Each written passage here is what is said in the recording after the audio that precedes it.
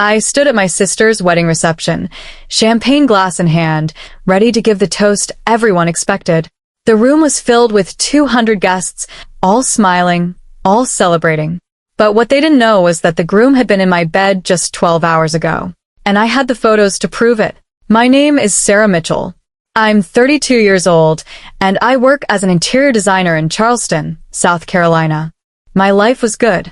A successful career, a beautiful home, great friends. But most importantly, I had the person I loved most in the world, my little sister Emily. Emily and I have always been very close.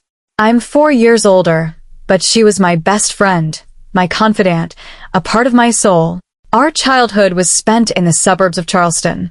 Our mother was a nurse, our father a dock worker. We didn't have much money, but we were very happy. Emily and I did everything together. We shared the same room, played with the same toys, dreamed the same dreams. I protected her. She adored me. I took the role of big sister seriously. I always protected Emily from school bullies, bad grades, heartbreaks. Even when we got to high school, we were still close. I was a senior when Emily was a freshman. I was a popular student, a cheerleader, but I never forgot Emily. I'd include her in my friend group, sometimes be too protective, but she never complained. College years were a bit different. I went to the College of Charleston, studied interior design. Emily went to Clemson University, chose education. She wanted to be an elementary school teacher. We weren't in the same city anymore, but we saw each other every week. Phone calls, texts, video calls. Our bond never broke. After graduation, we both returned to Charleston. I opened my own interior design studio. Emily started teaching at an elementary school in Mount Pleasant. We lived in houses close to each other, saw each other several times a week. Brunches, movie nights, shopping trips. Our normal life. But before I tell you that story, I need to say something. Before you continue watching this video, please don't forget to like it, let me know in the comments where you're watching from, and subscribe to the channel and turn on the notification bell. Your support means I can continue sharing more stories. When Emily was 26, something changed. One day she called me, her voice trembling with excitement. Sarah, I met a man. I laughed. Again? Who is it this time? No, I'm serious. This time is different. His name is James. James Caldwell. Real estate agent. So handsome, so kind, so perfect. I'd been happy. The first time I heard Emily was in love. The second time, too. Third, fourth, fifth. Emily was a romantic girl. She fell in love easily. But this time there was something different in her voice. Really different. So, when do I meet this perfect James? I asked. This weekend. We're coming to brunch. You come too, please. Your approval is so important to me. That Saturday, I met Emily and James. We met at a restaurant near Magnolia Plantation. Emily arrived on time with a tall, dark-haired, blue-eyed man beside her. James Caldwell. My first impression was complicated. James was very handsome. I couldn't deny that. Perfect suit, expensive watch, confident posture. But there was something in his eyes. Something I couldn't define. Maybe too much confidence. Maybe calculation. I didn't know. Sarah, said Emily, hugging me, finally. Sarah, this is James. James, this is my sister. My best friend, my everything. James extended his hand. Sarah, we finally meet. Emily never stops talking about you. I've been wanting to meet you. I shook his hand. Nice to meet you, James. Emily's told me a lot about you, too. We sat down, ordered.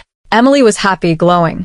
James was also kind, attentive. He asked me questions about my work, showed interest in Charleston projects, talked about how in love he was with Emily. You know, Sarah, James said, Emily is the most genuine person I've ever met. I knew the moment I saw her. She's special. Emily's look at him. She was in love. Really in love. After brunch, Emily went to the restroom.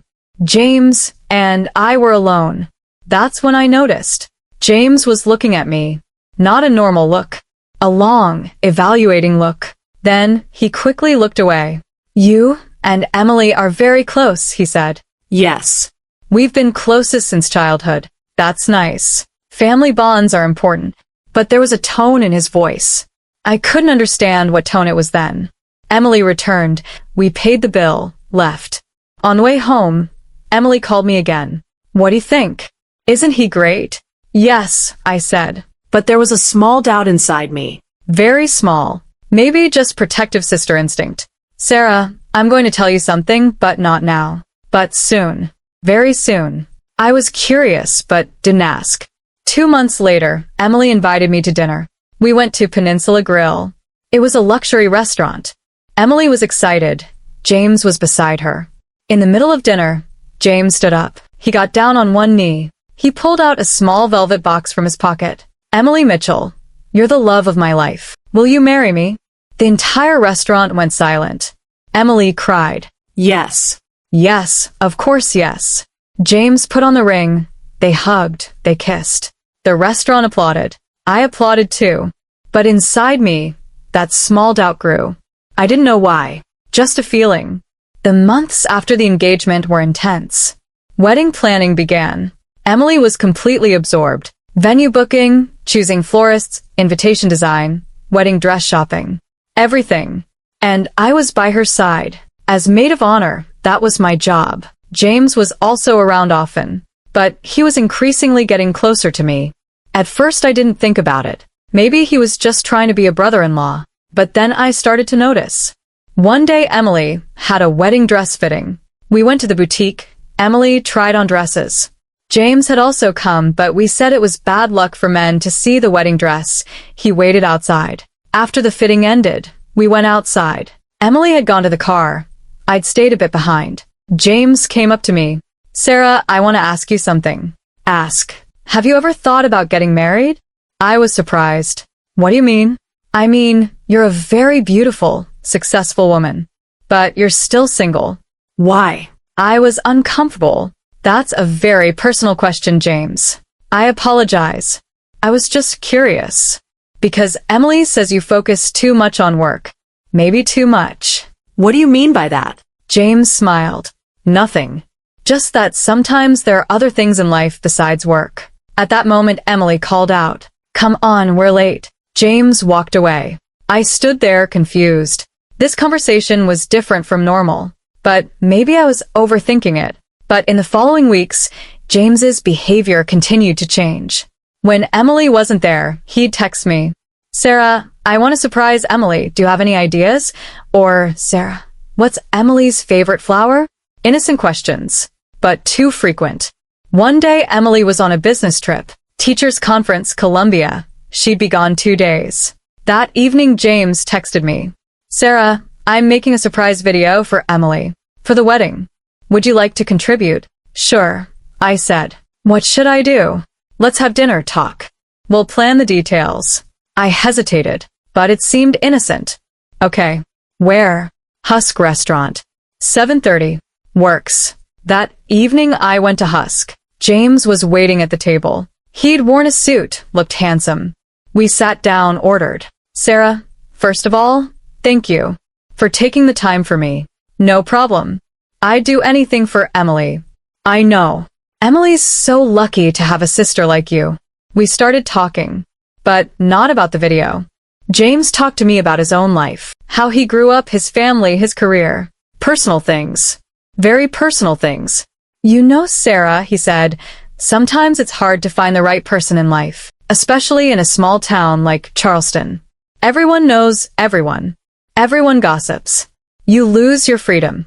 I understand, I said, but you found Emily, the right person. James paused. He looked at me. A long look. Yes. Emily's great, but sometimes the right person could also be someone else. My heart raced. What do you mean? James leaned forward. Sarah, I enjoy talking to you. More than talking to Emily. Because you're more mature, more experienced, more everything. I pulled back. James, what are you saying? I'm just being honest. Sarah, you affect me. Since the day we first met. I stood up. James, you're engaged to Emily. To my sister. This conversation is completely wrong. James also stood up. Sarah, wait. You misunderstood. No, I said. You're the one misunderstanding. I'm leaving. And this conversation never happened. Understood. I left the restaurant. My hands were shaking. I got in my car, drove home. My head was confused. Had James just... What did he say to me? Did he say I affected him? While engaged to Emily. That night, I couldn't sleep. Should I call Emily? What would I tell her? Hey, Em, your fiancé hit on me? But did I have proof? Just a dinner, a few words. Maybe I'd misunderstood. But I knew inside. I hadn't misunderstood. The next day, James sent an apology text. Sarah, I talked stupidly last night. I'd had too much wine. Please forget it. And don't tell Emily. I don't want to hurt her. I didn't respond. But after that I started watching James more carefully. How did he act when he was with Emily? Normal? In love? Or was he acting? He was also weird at the bridal shower. Emily was happy, celebrating with her friends. James hadn't come, of course. It was a women's party. But when the party ended, James came to pick up Emily. Emily had gone back inside to get something. James and I were left alone outside. Sarah, he said, I really apologize for that night. I acted stupidly. Forget it, I said coldly. But I want to say something. You might have misunderstood me. I just wanted to be closer to you. As family. As brother-in-law and sister-in-law. James, brothers-in-law don't say you affect me to their sisters-in-law. James was silent. Then he smiled. It was a strange smile. You're right. I apologize. It won't happen again. But it did.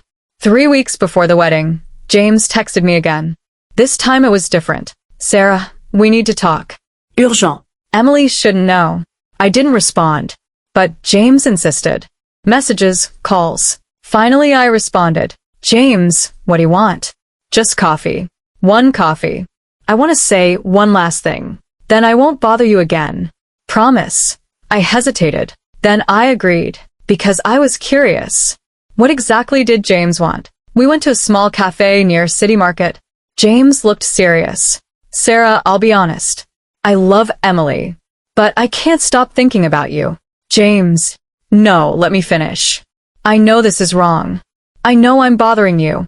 But I can't help myself. You're different.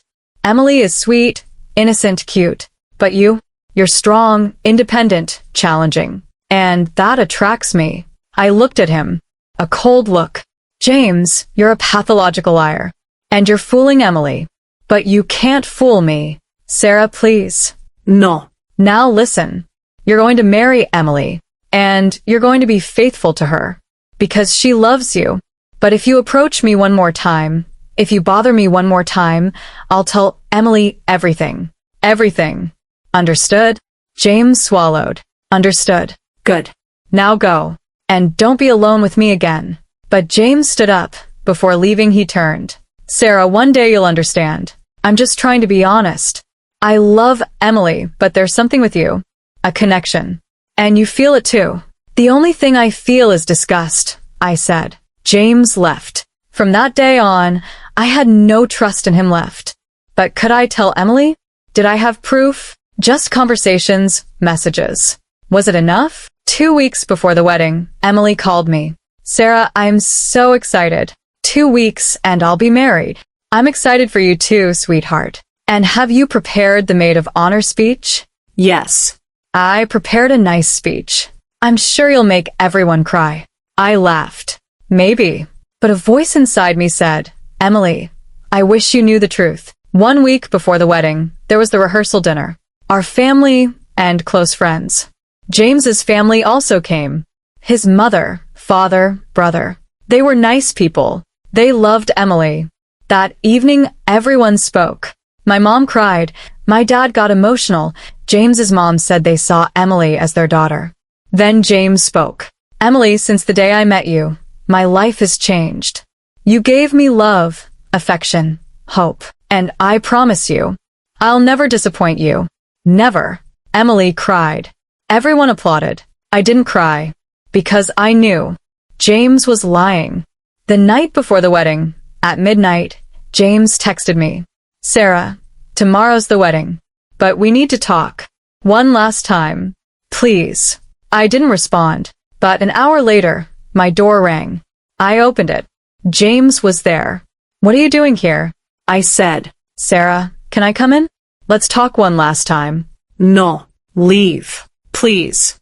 Just 5 minutes. I hesitated. Then I let him in. But I put my phone in my pocket. I pressed the record button. James entered the living room. He turned, looked at me. Sarah, tomorrow I'm marrying Emily. But I need to say something. This marriage might be a mistake. I was shocked. What? I mean, I love Emily. But is this enough? Or am I just pretending to be in love with her? James, what are you saying? James came forward. Very close. Sarah, let me be honest. I want you. Since the first day. Emily's great, but you're more. Leave, I said. Leave now. Sarah, one night. Just one night. No one will know. I pulled back. Are you sick? You're marrying Emily tomorrow. I know. But maybe this is the last chance. Then I'll be married. You'll find someone else. But tonight it's just us. James reached out his hand, tried to touch me. I pushed his hand away. Leave. Leave now. James was surprised. Sarah, get out, or I'll call the police. James backed away. Okay. I'm leaving. But Sarah, think about it. You feel it too. The only thing I feel is disgust. James walked to the door. But before leaving he turned. Tomorrow we'll see each other at the wedding. And maybe you'll feel differently. He closed the door. Left. I stood there. My hands were shaking. I took out my phone. The recording was still going. Everything was recorded. James's voice. I want you. One night. No one will know. It was all there. That night, I couldn't sleep. I thought until morning. Should I tell Emily? But the wedding is tomorrow. Everything is ready. 200 guests invited. Hundreds of thousands of dollars spent. But Emily was marrying a liar, a cheater. Morning came. Wedding day. Emily called me, her voice cracking with excitement. Sarah, today's my day. I'm so excited. Mi tu eminencia. You'll be so happy. But a voice inside me was asking, will she really be happy? The wedding was at Boone Hall Plantation. It was a magnificent place. Big trees, beautiful garden, historic venue. Emily's dream wedding location. While getting ready, Emily glowed. We put on her dress, did her makeup, fixed her hair. Everything was perfect. Sarah, Emily said, you're the best sister. Having you here today means everything to me. We hugged. Long, tight hug. I love you so much, Em, I said. I love you too. But inside me there was a war. Should I tell her? But how? James came to my house last night. He wanted to sleep with me. The ceremony began. Guests sat down. Music played. Emily walked. On her father's arm. In her wedding dress, beautiful, happy, in love. James was waiting at the altar. In a suit, handsome, smiling. But I saw something else on his face. Something hidden. Something lying. The pastor spoke. Vows were read. James said, I do. Emily said, I do. Rings were exchanged. I now pronounce you husband and wife. The groom may kiss the bride. They kissed. Guests applauded. I didn't applaud. I just watched. The reception began. Eating, dancing, celebrating. Emily and James did their first dance. Romantic, beautiful, a lie. Then speech time came. The best man spoke, then me. I stood up. I took the microphone. 200 pairs of eyes looked at me. Hello everyone, I said. I'm Sarah, Emily's sister and maid of honor. Applause. Emily and I have always been very close. When we were little we shared the same room. We told each other all our secrets. We never hid anything. Emily smiled. And today Emily married the love of her life. I paused. I looked at Emily. Then at James. James was looking at me. There was unease in his eyes. But before my speech, I said, I want to show you something. I took out my phone from my pocket. Emily's face changed. Sarah? What are you doing? Just 1 second, Em. I connected my phone to the sound system. I pressed play. James's voice played loudly. Throughout the hall, Sarah, tomorrow I'm marrying Emily. But this marriage might be a mistake. I want you. Since the first day. One night. Just one night. No one will know. The hall went completely silent. 200 people listened in shock. Emily's face went white as chalk. James jumped to his feet. What are you doing? Showing the truth, I said calmly. The recording ended. Silence. Then Emily looked at me. Her eyes filled with tears. Sarah, is this real? I nodded. Yes, Eminencia. James came to my house last night, before marrying you. And he tried to cheat on you. With me. An audible gasp came from the hall. Then whispers. Then silence. Heavy, suffocating silence. Emily stood up. Her wedding dress rustled. Her face was a mask of shock. Her eyes locked on me, but she wasn't seeing me. She was just staring into space. Emily, I said. My voice trembled. For the first time, something I'd started so decisively felt this hard. James jumped to his feet. This is ridiculous, he shouted. This is completely made up. Sarah, what are you doing? All the guests turned to us. 200 pairs of eyes, shocked, confused, waiting. Emily slowly walked toward me. Her steps were heavy. Her wedding dress train dragged on the floor. There was something in her eyes. Anger? Pain? Shock? All of it. Sarah, she said. Her voice was very calm. Very uncontrolled. Is this real? Did James really come to your house? I nodded. Yes, Emily. Last night. Just hours before your wedding. Emily trembled. And he tried to seduce me. Yes. James lunged forward. Lies. This is completely a lie. Sarah, you're jealous. You can't stand us. I looked at him coldly. Jealous? Me? James, this recording is your voice. Your words. I want you. One night. No one will know. Don't forget, it's all recorded. James's face turned red. He started sweating. I was drunk. I didn't know what I was saying. You weren't drunk, I said. You were sober. And you knew exactly what you were saying. Emily turned to James. James, tell me, is this true? Did you really go to Sarah's house? James hesitated. His eyes scanned the hall. His mother, father, brother, friends, everyone was watching, judging. Emily, yes, I went to Sarah's house. But to talk. Just to talk. To talk. I asked. About what? I want you. One night. James turned to me. With anger. You recorded me. Without permission. That's illegal. Monique stood up. Yes, Monique. Not the Monique from the first story, but Emily's closest friend, also a lawyer. She'd come to the wedding as a guest. Actually, James, Monique said calmly, South Carolina has a one-party consent law. Sarah was in her own home. She had the right to record. Completely legal. James froze.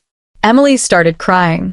Silently, tears streaming down her cheeks. Black mascara left stains.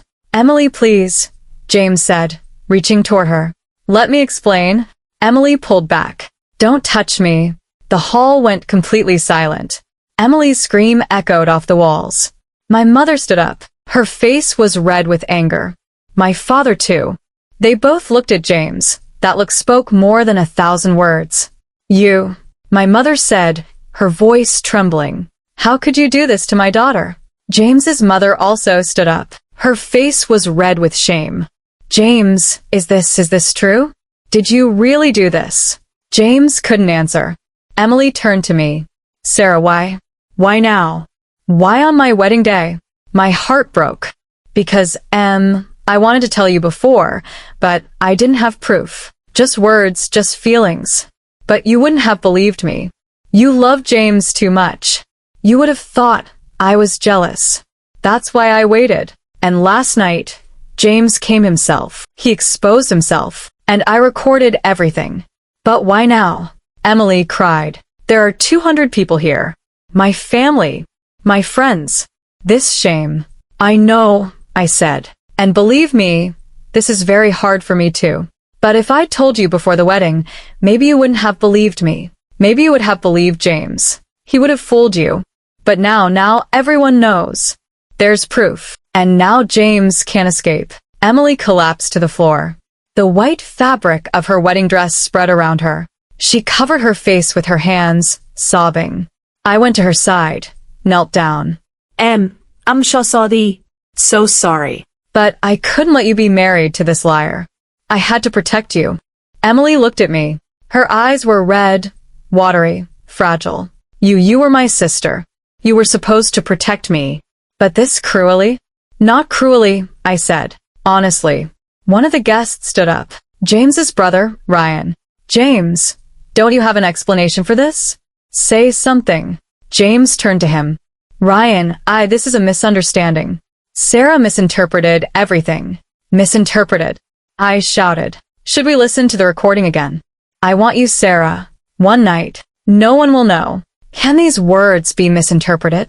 James was cornered. He was sweating. His eyes frantically scanned the hall, looking for an escape route. Then my father stood up. He was a tall, strong man. A dock worker. He'd done hard labor his whole life. And now, that man was walking toward James. Mr. Caldwell, my father said, his voice threateningly calm. My daughters are my everything. I raised Emily, protected her, loved her. And I had her take marriage vows today. But you had already broken those vows before making them. James backed away. Mr. Mitchell, Be quiet, my father said. Your turn to speak is over. Now listen. You're going to leave this hall. Now. And you're never going to approach my daughters again. Because if you do, this time it won't just be Sarah, I'll be here too. James's face went pale. My father wasn't a man who used physical violence. But the tone in his voice, that tone was enough. James's mother started crying. James, how did this happen? How did we raise you? With these values? James turned to her. Mom, please. And oh, his mother shouted. Don't call me Mom now. I'm ashamed. Ashamed of you. James's father silently stood up, walked outside. He didn't say anything. But that silence was the loudest thing. Emily was still on the floor, crying. Her closest friends came to her side. Jessica, Megan, Claire. They hugged her, comforted her. Emily, everything will be okay, Jessica said. How will it be okay? Emily cried. My wedding is ruined. My life is ruined. Everyone knows now. Everyone will know my shame. This isn't your shame, I said. This is James's shame. You didn't do anything. You just loved. But he betrayed you. Emily looked at me. A long look. But why did you say no to someone who tried to sleep with you? I was shocked. What do you mean? I mean, maybe you wanted it too. Maybe you were attracted to James too. But you didn't accept because I'm your sister. I froze. Emily, what are you saying? I never wanted James. He's a disgusting man. I was just trying to protect you. Or, Emily said, her voice full of pain, maybe you wanted him too, but your conscience wouldn't let you. And now you're leaving me with this shame. My heart broke. Emily, no. Never. I love you. I was just trying to protect you. Emily stood up. She stood up with difficulty. Her dress was heavy. Her feet stumbled. I don't know, Sarah. Right now I can't trust you. I can't trust anyone. She turned, started to leave the hall. Her friends followed. I stood there, the microphone still in my hand, 200 pairs of eyes looking at me. James looked at me with anger. Are you happy now? You ruined everything. I didn't ruin it, I said. You ruined it. I just showed the truth. I turned to James, spoke into the microphone. Guests, I'm sorry. I know this is shocking, but I couldn't let Emily marry this liar. She's my sister, and I'll protect her forever. I put down the microphone, left the stage. Whispers followed me. I can't believe it. Did the groom really hit on the bride's sister? This wedding will go down in history. I went outside, into Boone Hall's garden. The air was hot, humid, but clean. I took a deep breath. A voice came from behind me. It was Monique. Sarah, are you okay? I turned. I don't know, Mon. Did I do the right thing? Monique came beside me. Yes. Absolutely yes. Emily is angry now, in shock.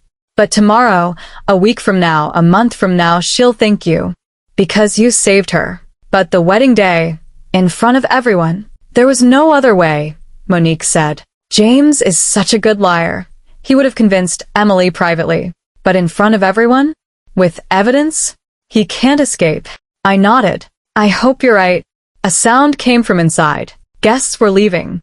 Quickly, quietly, in shame. The wedding was over, but the marriage never started. My mom and dad came outside. They both came to me. Sarah, my mom said, you did a very brave thing.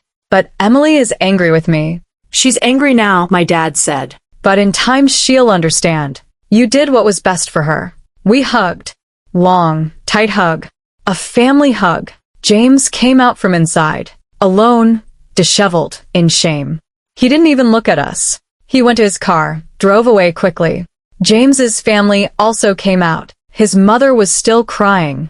His father was still silent. Ryan, his brother, looked at me. Sarah, he said, I'm sorry. If we'd known my brother was like this, we never would have allowed it. It's not your fault, I said. Ryan nodded, joined his family. They left. Slowly the guests completely dispersed. Only family and close friends remained. They were all inside, around Emily, comforting her. I couldn't go outside. I couldn't go inside. I just sat in the garden on a bench. As the sun set, Monique sat beside me. What are you thinking? I'm thinking about Emily. What will she do now? Everything was ready. Honeymoon, house, future plans. It's all gone. But at least it won't be a false marriage. James was only marrying her for money. You know that, right? I raised my head. What do you mean? Monique hesitated. Sarah, I did research on James. Because you told me you suspected him. And what I found was shocking. What did you find? Monique pulled out a file from her bag. James Caldwell, real estate agent. But not very successful. Actually in debt. $150,000 in credit card debt. Mortgage payments overdue. His car about to be repossessed. I was shocked. What? But James always dressed luxuriously, talked about expensive places. It was all for show. James was on the verge of bankruptcy. And Emily was about to receive her inheritance. From your grandmother. $300,000. I froze. Grandmother's inheritance. Emily was going to receive it at 28. This year. Exactly, Monique said. James knew this. Emily had told him. And James immediately got engaged. Planned the wedding. The moment he married, he'd have legal right to that money. My stomach churned. So James loved Emily for money? Most likely, Monique said. Of course we can't prove this definitively. But the timing is very suspicious. I stood up. Emily needs to know this. Yes. But not now. She's very fragile right now. Tomorrow, in a few days, we'll tell her. I nodded. Emily came out from inside. Her dress was still on but disheveled. Her makeup had run. Her hair was a mess. She walked toward me. Sarah, she said. Emily. Silence. Long, heavy silence. Then Emily spoke. I was angry with you. I'm still angry. Because today was my day. And you ruined it. I know. And I'm very sorry. But, Emily said, her voice trembling. But maybe you were right. Maybe if James really said those words, maybe I shouldn't marry him. He said it, Emily. The recording is real. Every word is real. Emily sat down beside me. How was I so blind? How didn't I see it? Because you were in love. Love sometimes blinds. Emily cried. I was so stupid. I hugged her. No. You weren't stupid. You just loved. And loving isn't stupidity. We sat like that for a long time. Two sisters, on a wedding day, in the wreckage of a destroyed marriage. Then Emily asked, what will I do now? You'll start over, I said. Slowly. Step by step. But I'll be beside you. Always. Emily leaned her head on my shoulder. Thank you, Sarah. I love you. I love you too, Em. That night, Emily stayed at her house. She took off her wedding dress, put on my pajamas, got into my bed, just like we used to do as kids. In the same bed, side by side, hand in hand. Sarah, she said in the darkness, did James really want you? Yes. But I rejected him. Because he's disgusting. And you're my sister. What about you? Did you ever feel attracted to James? Never, I said. From the first day I saw him, I found him strange. But your love was so strong. I didn't want to hurt you. Emily cried silently. Why? Why did he do this to me? I don't know, Em. Maybe he's sick. Maybe he's just a bad person. But now he's in the past. We slept. Emily slept deeply. I couldn't sleep. Thoughts were spinning in my head. Where is James now? What is he thinking? Is he sorry? Or is he just sad he got caught? And Emily, my little sister, how will she heal? The next morning I got up early, made coffee. Emily was still sleeping. Tired, destroyed, but safe. My phone rang. A number I didn't know. Hello. Is this Sarah Mitchell? Yes. Who are you? My name is Rachel. Rachel Thompson. I'm James Caldwell's ex-girlfriend. I froze. Ex-girlfriend. Yes. We broke up 6 months ago. But last night, a friend told me about your wedding story. And I thought I needed to tell you something. My heart raced. Tell me. Rachel's eyes filled. James did the same thing to me. When he was meeting Emily, he was still seeing me. Then one day he said to me, I don't love you anymore. I found someone else. And he left. Without any explanation. But now I understand. He chose Emily for money. For money. Yes. I'm a nurse. Average salary. But Emily is a teacher, and she's about to receive a big inheritance. James knew this. He told me once when he was drunk, I need to find a rich woman. To pay off my debts. My stomach churned. So, Emily was just a target. Unfortunately, yes. And Sarah, I want to tell you one more thing. James isn't dangerous. But he's manipulative. Very manipulative. Keep your sister away from him. Because he'll try to come back. He'll apologize, cry, promise to change. But it's a lie. All lies. Thank you, Rachel, for telling me this. You're welcome. And Sarah, you did the right thing. Emily might be angry now, but one day she'll thank you. I hung up. Rachel was right. James would come back. I was sure of it, and he did. 3 days later, Emily's door rang. I was there to support Emily. We opened the door. It was James. He was wearing a suit, had flowers in his hand. His eyes were red. Emily, he said, his voice broken. Please. Can we talk? Emily froze. No. Go away. Please. Just 5 minutes. Let me explain. There's nothing to explain, I said. Go, James. James looked at me. With anger. You ruined everything. Emily and I would have been happy. Happy. I said. You were after her money. Her inheritance. James's face changed. He was surprised. What? What are you saying? We know, James. We know about your debts. We know about Emily's inheritance. We know everything. James backed away. This is nonsense. I love Emily. Emily stepped forward. Do you love me? Then why did you want Sarah? Why did you say one night? James couldn't answer. Go, Emily said. Her voice was calm but firm. And don't come back. Because we're done. Forever done. James put the flowers on the ground. Emily, please? I can change. No, Emily said. People don't change. You are who you are, and you'll stay that way. A liar. A manipulator. A nothing. Something broke in James's eyes. Last hope, perhaps. He turned, slowly walked away. Emily closed the door. She turned to me. Thank you, Sarah, for showing me the truth. We hugged. Long, tight hug. What will you do now? I asked. Emily smiled. Small, sad but hopeful smile. I'll continue with my life. Maybe I'll travel. Maybe I'll pick up new hobbies. Maybe I'll go to therapy. But without James. And with you beside me. Always, I said. And that day, that moment I knew. Emily would heal. It would take time. But she would heal. Because we were sisters. And sisters protect each other forever. James disappeared. Left Charleston. Went to another city.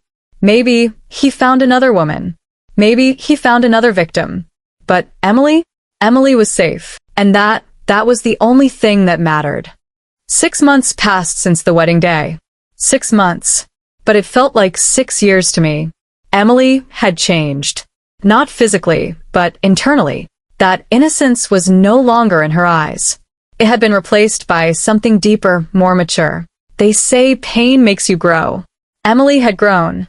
The first week after the wedding was the hardest. Emily never left the house. She just lay in bed, cried, slept. I was beside her. Every day.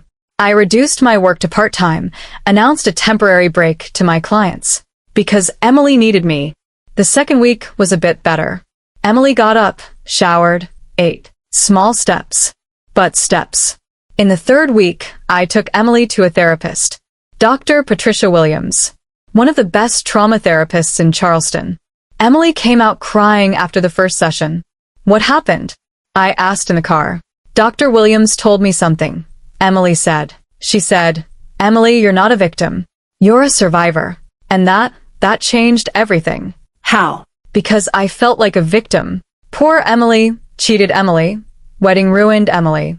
But Dr. Williams said, no, you survived. From a bad marriage, from a lying man, from a destroyed future. You're strong. I smiled. Dr. Williams is right. You're strong, Em. Emily looked at me. You too. You saved me, Sarah. And I don't know how to thank you for that. Sisters protect each other, I said. No thanks needed. Weeks passed. Emily continued therapy. Twice a week. Sometimes 3 times. She was slowly healing. But Charleston was a small town. Everyone knew everyone. And the wedding scandal was on everyone's lips. When I went to the market, I heard whispers. That's her, Emily's sister. The one who exposed the groom at the wedding. Poor Emily. Emily heard it too. One day we went to a cafe together. 2 women at the back table whispered, looked at us, laughed. Emily's face changed. They're laughing at me, she said. Forget it, I said. They're insignificant. But everyone knows Sarah. Everyone knows my shame. This isn't your shame, I said. This is James's shame.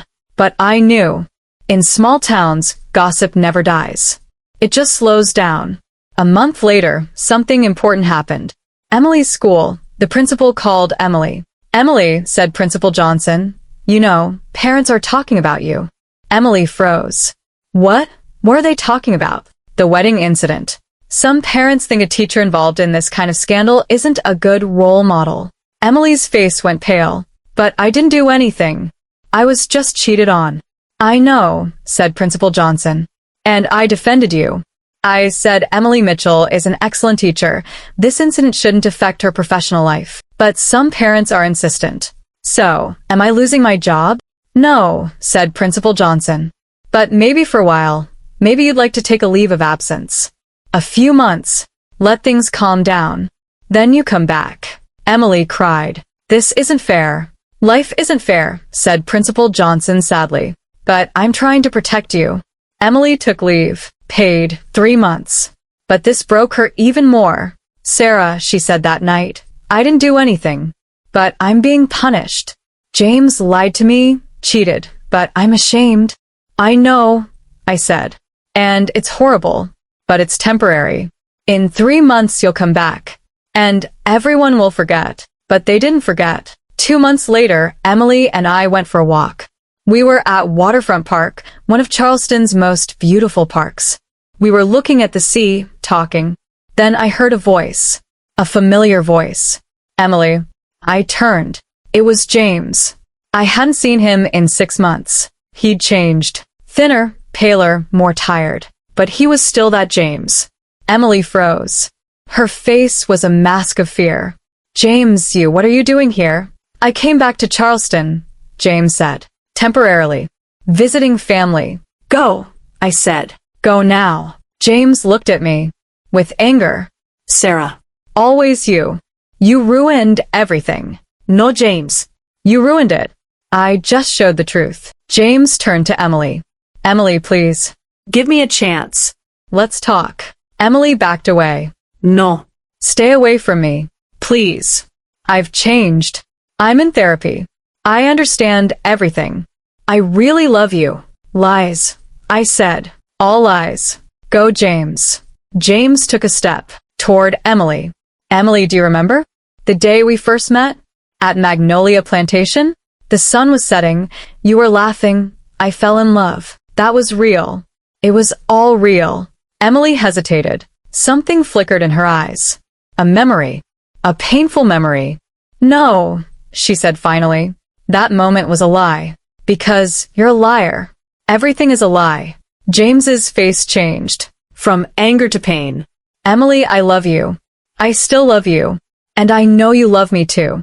I don't love you, Emily said. Her voice was strong. For the first time this strong. I never loved you.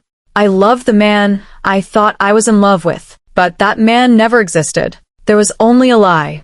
Your lie. James backed away. Like he was wounded. Now go, I said. And don't approach Emily again.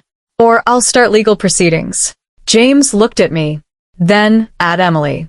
Then he turned, slowly walked away. Emily trembled. I hugged her. Are you okay? Yes, she said. For the first time really okay. Because I said no to him. Strongly. I smiled. See? You're strong. But James didn't leave. He continued to follow. The next day James texted Emily. Emily, I'm sorry. I didn't want to bother you. But we need to talk. Please. Emily didn't respond. 2 days later, James sent flowers to Emily's house. Big, expensive roses.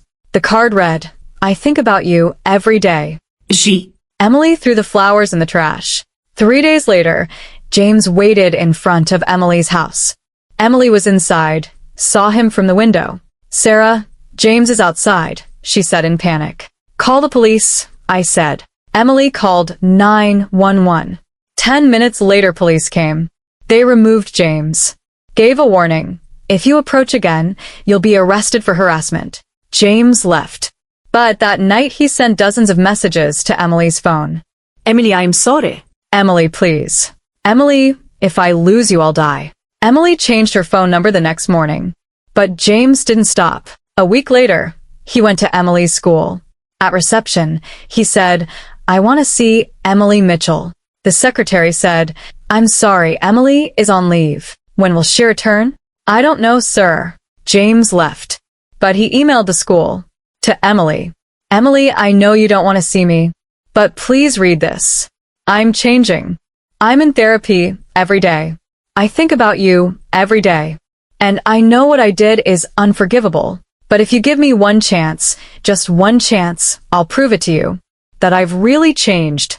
Please, Emily. You're my everything. Emily showed me the email. What should I do? She asked. Block him, I said. Don't even respond. Emily blocked him. But James came back again. This time with a different method. He reached out to Emily's friends. He messaged Jessica. Jessica, will you talk to Emily, please? Tell her I'm really sorry. I'm really changing. I just want one chance. Jessica showed the message to Emily. Look, this man is sick, Jessica said. Now he's harassing me too. Emily called the police again. This time got an official restraining order. James couldn't come within 500 feet of Emily, me, Emily's friends, Emily's family. James went away. But the messages didn't stop. From different numbers, different emails, even fake social media accounts. Emily, I love you. Emily, forgive me. Emily, you're my only hope. Emily collapsed. Sarah, he'll never stop. Never. He will stop, I said. Because I'll make him stop. I called Monique. Mon, how can we stop James? Monique thought, there's a restraining order, but he's not complying. So, we can file a harassment lawsuit. Official lawsuit. James will have a record. Might even go to jail. But does Emily want this? Court, testimonies, reliving everything. Ask Emily. I asked. Emily thought for a long time. Sarah, she said finally, I'm tired. Tired of James. Tired of being followed. Tired of fear. If we file a lawsuit, at least I'll be under legal protection. And maybe James will finally understand that there will be real consequences. Okay, I said. Then let's do it. Monique prepared the case. Harassment lawsuit. All messages, emails, flowers, followings. Everything was recorded. Evidence. Solid evidence. Court day came. Emily and I went to Charleston County Courthouse. Monique came with us, as Emily's attorney. James was also there, with his own lawyer, an older man, Mr. Henderson. The judge sat down. A female judge, Judge Linda Morrison. Serious expression, gray hair. Mitchell versus Caldwell case. Harassment lawsuit. Emily Mitchell, plaintiff. James Caldwell, defendant. Plaintiff's opening statement. Monique stood up. Your Honor, my client Emily Mitchell has been harassed by James Caldwell for 6 months. After the wedding scandal, James constantly communicates. Messages, emails, flowers, physical stalking. There's a restraining order, but Mr. Caldwell isn't complying. Emily is scared, anxious, can't live her normal life. We demand justice. The judge took notes. Mr. Henderson, defense? Mr. Henderson stood up. Your Honor, my client James Caldwell is truly remorseful. What he did was wrong, he admits. But it's not harassment. He's just trying to communicate, To apologize. to fix the situation. His intention isn't bad. Monique jumped up. Your Honor, intention doesn't matter. Result matters. Emily is disturbed. She's scared. This is harassment. The judge raised her hand. Let's proceed to evidence. Ms. Carter, please.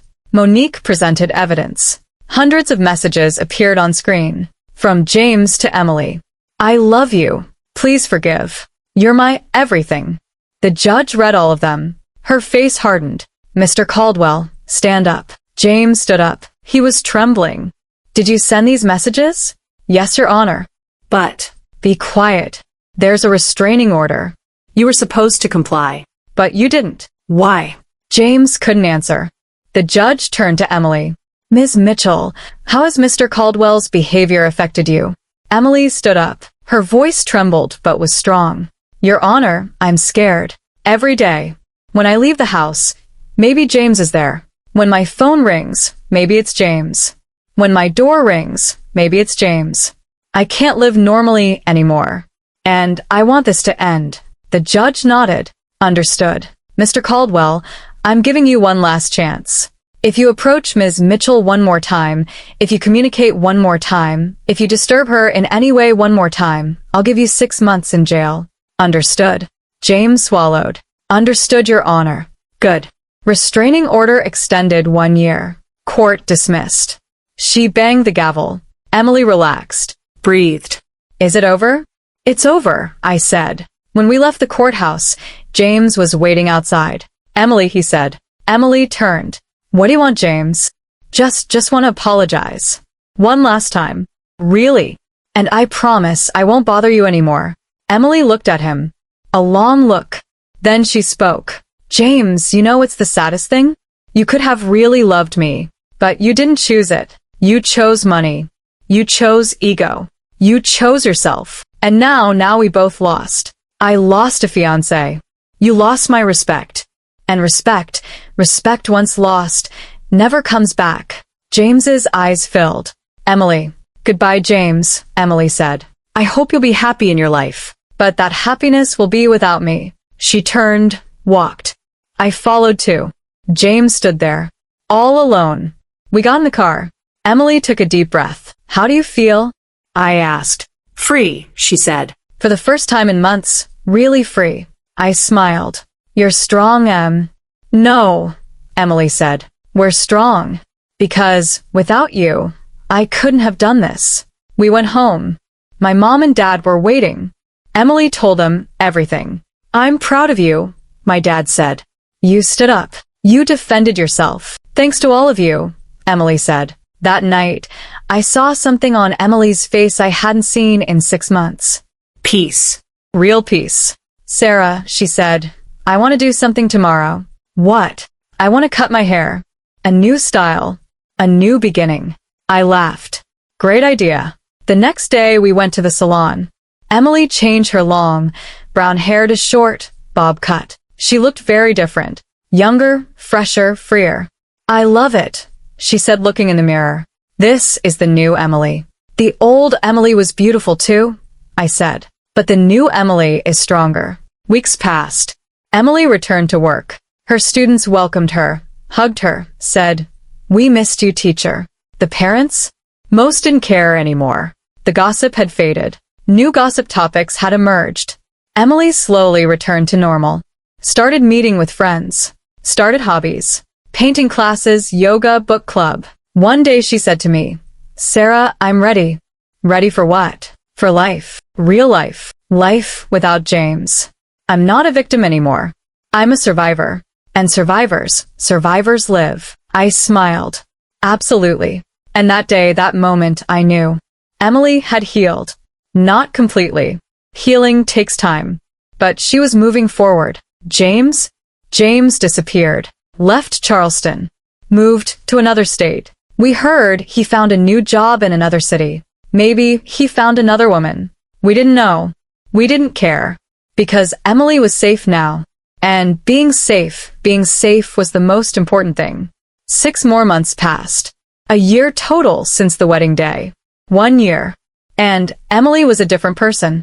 Stronger, smarter, freer. But the story wasn't over yet. Because one day Emily told me something. Sarah, I met someone. I was surprised. Someone? Yes. His name is Michael. Another teacher at school. History teacher. So kind, so honest, so the complete opposite of James. I smiled. Tell me. And Emily told me. About Michael. How they met. How they slowly became friends. How they built trust.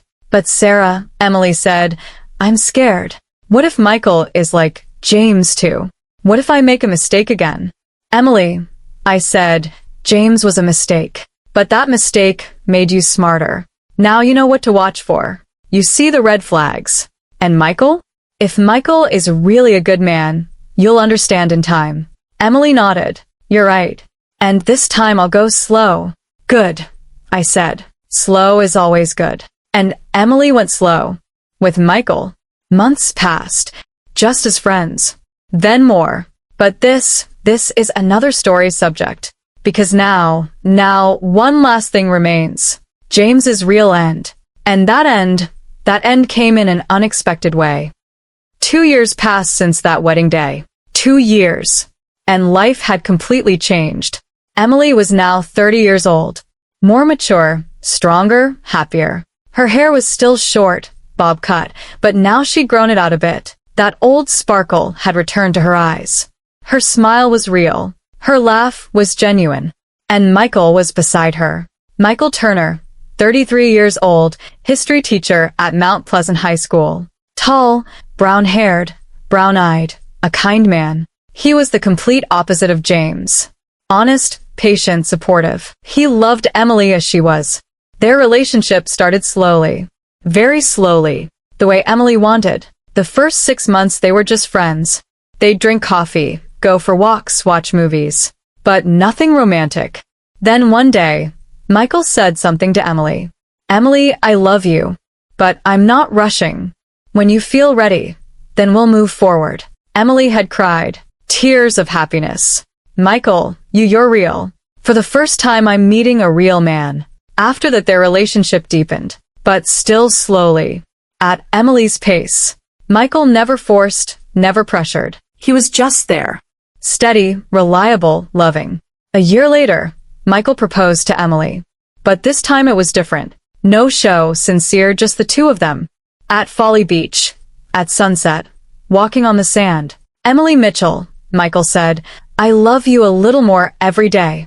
And if you allow me, I want to continue loving you for the rest of my life. Will you marry me? Emily cried. But this time not from fear. From happiness. Yes, Michael. Yes. The wedding was small. Just close family and friends. 25 people. Backyard wedding. In our house's garden. Simple, beautiful, sincere. And this time Emily was really happy. I was 34 years old now. My interior design business had grown. I now had 2 assistants. I was known in Charleston. I'd specialized in historic home restoration. Southern Living magazine had written an article about one of my projects. But most importantly, Emily was happy. And that was more important to me than anything. We hadn't heard from James in 2 years. He'd disappeared. It was said he'd moved to another state. Maybe North Carolina, maybe Virginia. We didn't know. We didn't care. But then, something unexpected happened. 3 months after Emily's wedding, on a Saturday morning, my door rang. I opened it. There was a woman I didn't know. In her 30s, brunette, looked tired. Sarah Mitchell? Yes. Who are you? My name is Lauren. Lauren Hayes. And we need to talk about James Caldwell. My stomach dropped. James? What happened? Lauren hesitated. Can I come in? Of course. We went to the living room. Lauren sat down, clasped her hands together. Sarah, I'm James's ex-fiancé. I was shocked. Ex-fiancé? Yes. We met 6 months ago. In Raleigh. James was living there. Working in real estate. Everything was perfect. It was romantic. He was kind. 3 months later, he proposed. I accepted. My heart raced. And then, Lauren's eyes filled. Then wedding preparation started. And I started doing research on the internet. James Caldwell, Charleston. And I found your story. Found Emily's story. The wedding scandal. I froze. You learned everything? Yes. Everything. How he hit on Emily's sister. How he got caught. How he ran away in shame. And I was horrified. What did you do? I confronted James. I asked, is this true? Did you really hit on Emily's sister? James denied it. He said, Lauren, these are lies. Emily's sister is jealous. She made it all up, but I didn't believe him. Because I found that audio recording. On the internet. Someone had shared it. I want you, Sarah.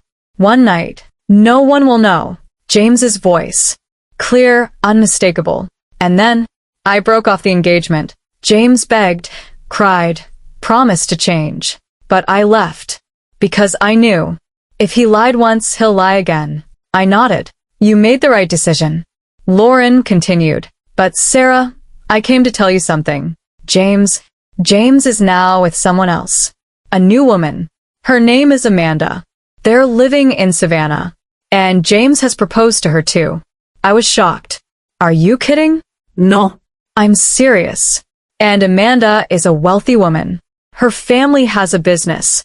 Milio. James is playing the same game again.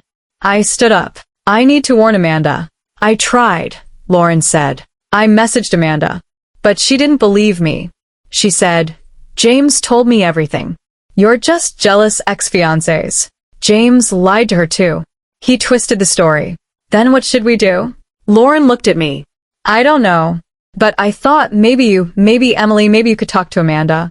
Show her the truth. Because if Amanda marries James, she'll suffer too.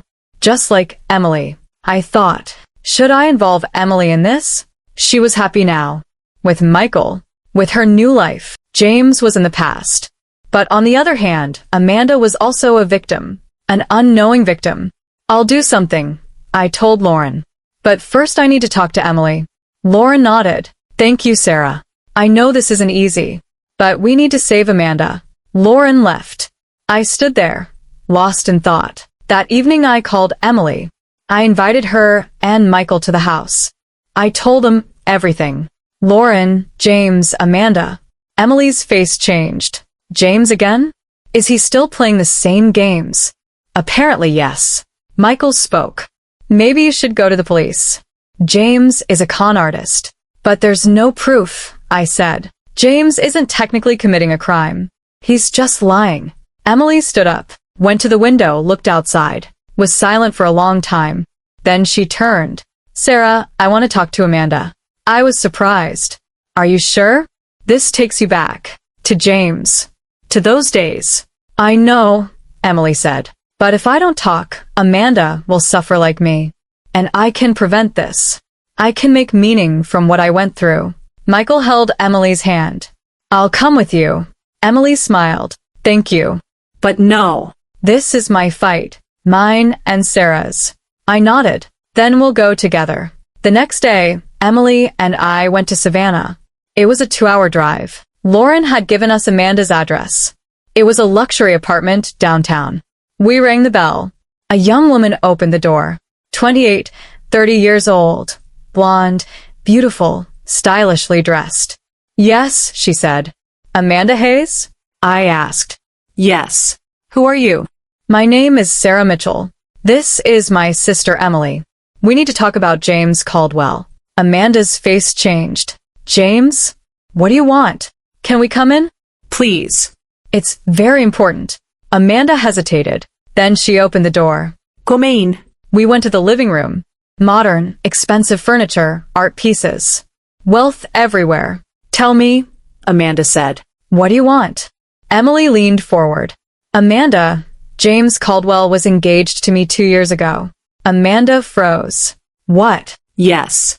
On my wedding day, at the wedding reception, my sister Sarah revealed the truth. James had gone to Sarah's house the night before the wedding, tried to sleep with her. Sarah recorded everything, played it at the wedding in front of everyone.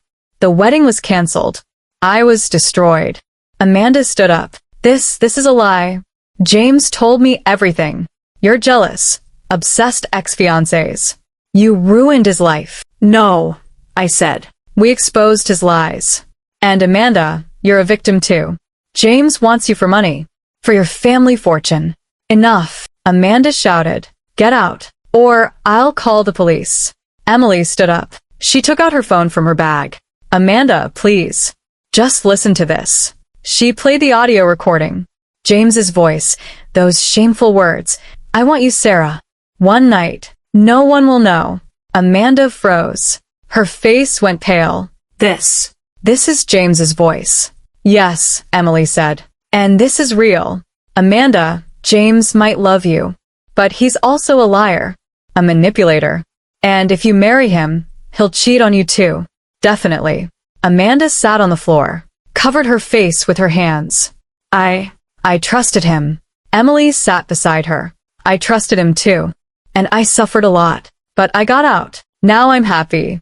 With someone real. But you can still get out. It's not too late yet. Amanda cried. But the wedding is in 3 weeks. Everything is ready. Invitations sent. What will I tell my family? You'll tell them the truth, I said. And your family will understand. Because you're doing the right thing. Amanda cried for a long time. Emily comforted her. We talked for hours. We told everything. James's past, his lies, his manipulations. Finally, Amanda spoke. Thank you. Both of you. You saved me. You're welcome, Emily said. Women should protect each other. On the way home, Emily was quiet, thoughtful. What are you thinking? I asked. I'm thinking about James. How many more women will he fool? How many more lives will he ruin? I don't know, Em. But at least we saved Amanda. Emily nodded. Yes. And that feels good. Like my pain gained meaning. A few days later, Amanda messaged us. I broke off the engagement. James was shocked, cried, begged. But I stayed strong. Your story gave me strength. Thank you. Emily wrote back. The strength was always in you, Amanda. We just reminded you. But James's story wasn't over yet. 2 weeks later, we saw on the news. James Caldwell, Charleston real estate agent, arrested for fraud. We were shocked. Emily called me. Sarah, did you see the news? Yes. What happened? I don't know. But the news says James took money from several women. With marriage promises. Then he disappeared. That night we watched the news in detail. James's face was on screen. Police photo. Tired, pale, destroyed. The news anchor told, James Caldwell, 37 years old, is accused of taking a total of $800,000 from 5 different women. He proposed to each woman, asked for money, business investment, or for house. Then he took the money and disappeared. The women eventually found each other and complained to police. Caldwell was arrested yesterday in Raleigh, now awaiting trial. Emily and I looked at the screen. We couldn't believe it. James was a con artist, Emily said. Not just a liar. A real criminal. And now he's caught, I said. Finally. The next day, a detective called us. Detective Morrison. Ms. Mitchell? Emily Mitchell and Sarah Mitchell? Yes. We're both here. I'm running the James Caldwell case. I heard your story. The Charleston wedding scandal. I want to ask you a few questions. We went to the station. Detective Morrison showed us James's file. 5 women. All had given James money. All with marriage promises. Total $800,000. Emily's situation is a bit different, said Detective Morrison. Because James didn't take money from Emily. But we think he planned to. The inheritance. $300,000. If the wedding had happened, James could have legally accessed that money. Emily nodded. So, I was a target too? Yes. But you escaped, thanks to your sister. She looked at me. Ms. Mitchell, you saved Emily. If you hadn't spoken at that wedding, Emily would have been destroyed both emotionally and financially. My eyes filled. I just did the right thing. Detective Morrison smiled. And the right thing is sometimes the hardest. The trial lasted months. James was tried on 5 fraud charges. Each woman testified. Emily, too. Me too. On court day, Emily and I went to Raleigh. It was a small courtroom. The 5 women were there. Rachel, Lauren, Amanda, and 2 other women we didn't know. They were all James's victims.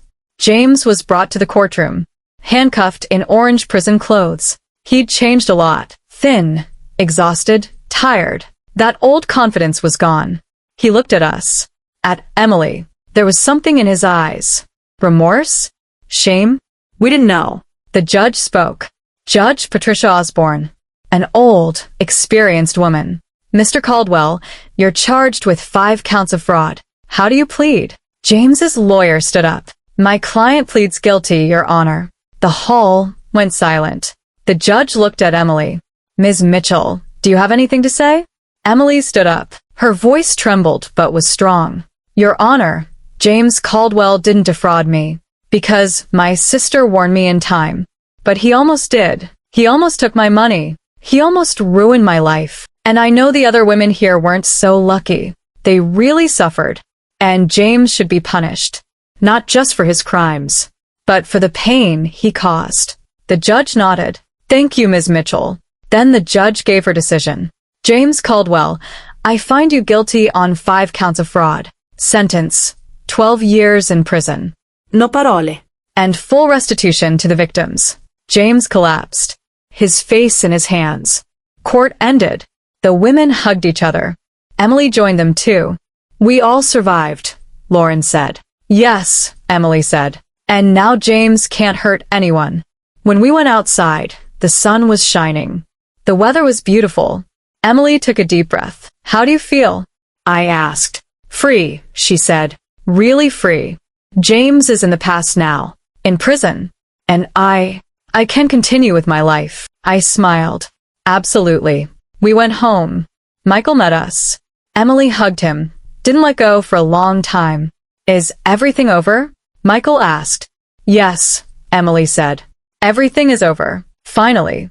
That night, Emily, Michael, me, and our family had a celebration dinner.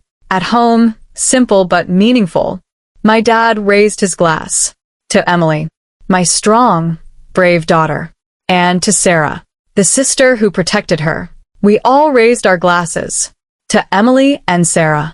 We drank. We laughed. We shared. And that night, that moment, I knew. The story was over. Really over. 2 years later, today, Emily is 32 years old. Happily married to Michael. They have a small baby. Her name is Grace. A beautiful baby. I'm 36 years old. My business is still growing. I have a new relationship. His name is Daniel. Architect.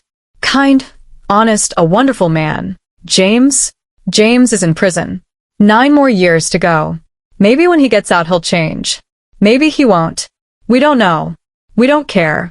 Because we're looking forward, not back. And today, here, I'm sharing this story with you. Because maybe one of you is in a similar situation. Maybe your partner is lying to you. Maybe your family is in danger. Maybe you think you need to stay silent. But I want to tell you something. Don't stay silent. Speak the truth. Protect the people you want to protect. Because sometimes speaking the truth hurts. Sometimes it breaks relationships. Sometimes they get angry with you. But in the end, truth always wins. And the right thing you do is understood in time. I protected Emily. And she was angry with me. But then she thanked me. Because I saved her from James. And if you face such a situation, remember, be brave. Be honest. Protect your loved ones.